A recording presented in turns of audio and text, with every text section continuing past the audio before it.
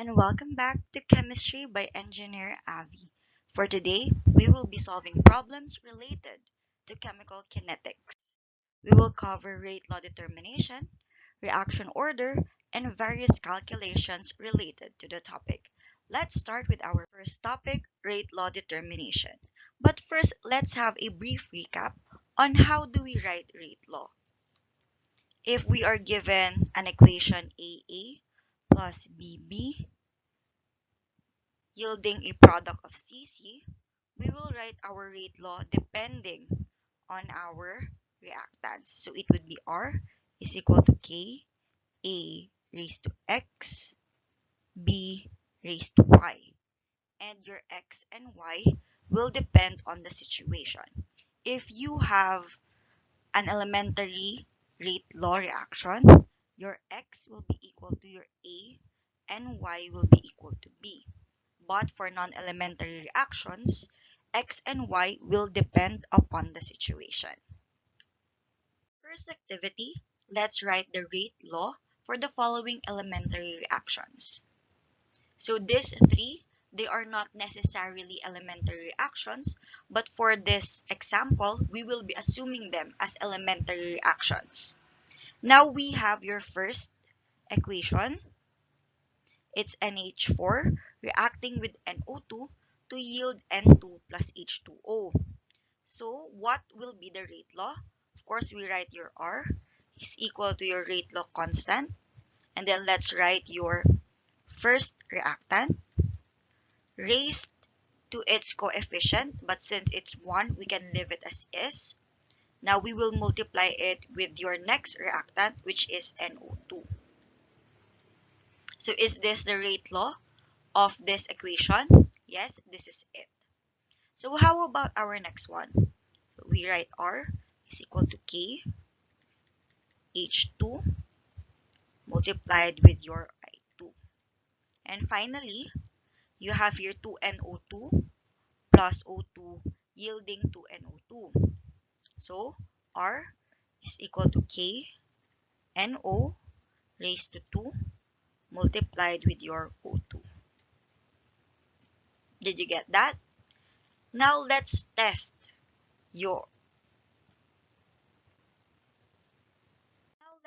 what you learned. What is the rate law expression for the elementary reaction 2A plus B yielding 3C? I'm giving you 5 seconds to write your answers on your papers.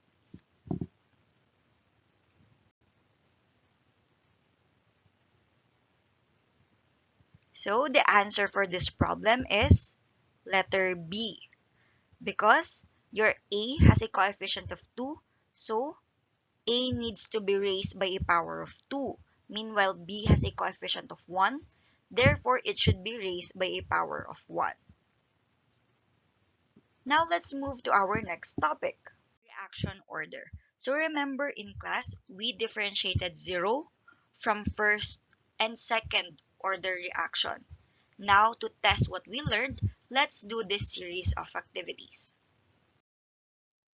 What is the rate law order of the following rate law expressions? So if you are given this kind of question, you just add the powers of each of the reactants. So for A, what is the power of A? It's 3, and the power of B is 1. Therefore, the order is equal to your 4. How about B? So, concentration A is raised to a power of 1, and concentration B is also raised to a power of 1. Therefore, the order is 2. Now do letter C and letter D. I am giving you 5 minutes to write your answers on your papers.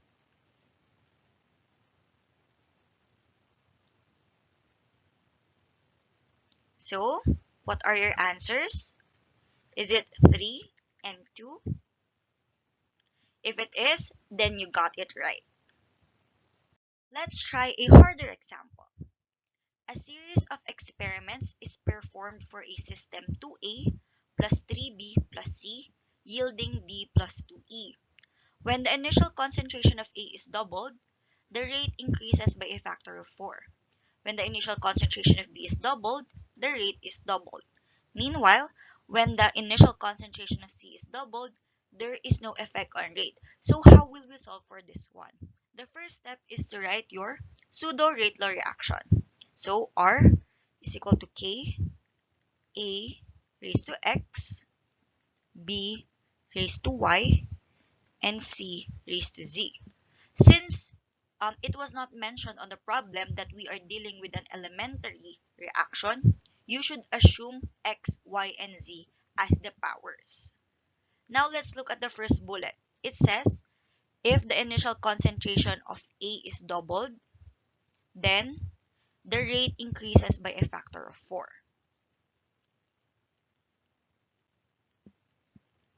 For the second bullet, it says, if the concentration of B is doubled, then the rate is also doubled. And finally, when the initial concentration of C is doubled, there is no effect on rate. So it means your R will remain as R. And then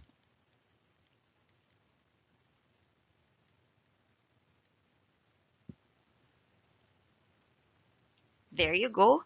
Let me just make corrections.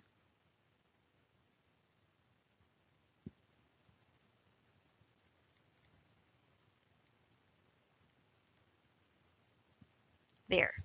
So please focus on the third bullet. It says here that even if the concentration of C is doubled, there will be no effect on the rate. Therefore, we could assume immediately that C does not have any contributions to the rate. Therefore, Z is equal to 0. Now that Z is indeed equals to 0, we just have to calculate for your X and your Y. So how? We will be using methods of initial rate. We will dividing each of these equations by another equation. So let's pick up equation 1 and equation 2. So let's write it. R divided by 4R is equal to K A X B Y C Z divided by K 2A B Y C Z. The next step is to cancel the same values. So C raised to Z, B raised to Y, A raised to X will also cancel with the A raised to X here, but it will leave your 2 raised to X. Your K will also cancel out, and your R will cancel out, leaving 1/4 is equal to 1 over 2 raised to X. Now we will linearize this by getting your natural logarithm. Ln of 1/4 is equal to X, Ln of 1/2.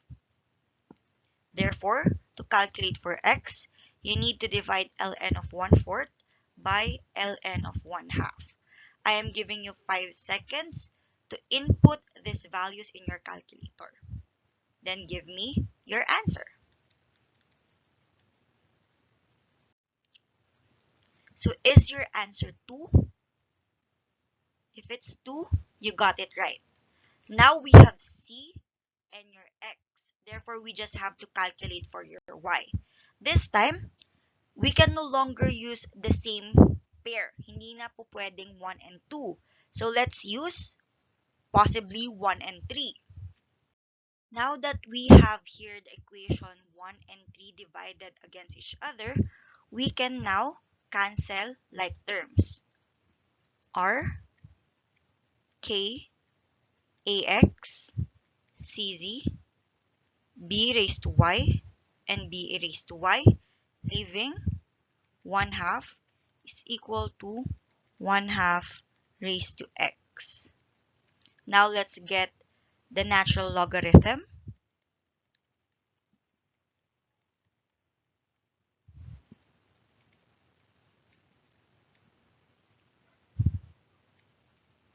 What will be our Y? Y is Ln of 1/2 divided by Ln of 1/2. Therefore, Y is equal to 1. X is equal to 2. Y is equal to 1. Z is equal to 0. Therefore, R is equal to K A raised to 2, B raised to 1, C raised to 0, or R is equal to K A squared B. Did you get that? Let's move to something harder. This time, we already have the values for your concentrations, both for A and B, and at the same time, you have your rate. So will this make your calculations different? No, you will still be using the same procedure. First, let's write your pseudo-rate law reaction. R is equal to K A raised to X B raised to Y. Now let's use 1 and 2. So what is your rate 1? It's 4 times 10 raised to negative 5 divided by rate 2 is equal to your K. What is concentration A for your first experiment? It's 0.1. For B, it's also 0.1. Then for experiment 2, A is 0.1 while your B is 0.2. Now we can cancel like terms, leaving 1 is equal to 1 half raised to y, taking the linear form, ln of 1 is equal to y ln of 1 half. What will be our y? I am giving you 5 minutes, or 5 seconds rather, to calculate.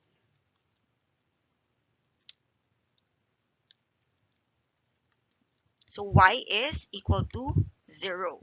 Now that we know y, let's calculate your x. Since what we used earlier is 1 and 2, this time let's use 1 and 3.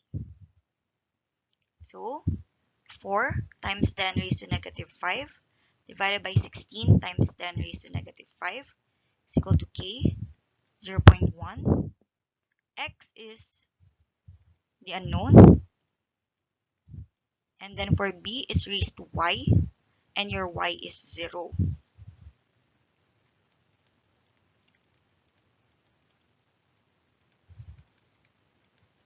Now let's cancel like terms.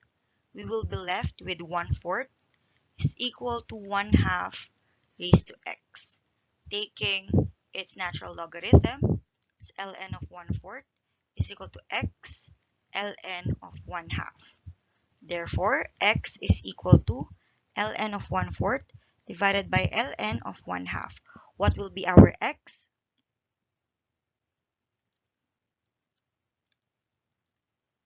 So x will be equal to 2. Therefore, x is equal to 2, y is equal to 0. The rate law expression would be r is equal to k, a raised to 2, b raised to 0, or r is equal to k a squared. And that's the end of our lesson. I hope you understood something, or I hope you were able to pick up some knowledge and extra knowledge from this class. Thank you very much, and I'll see you on the next video.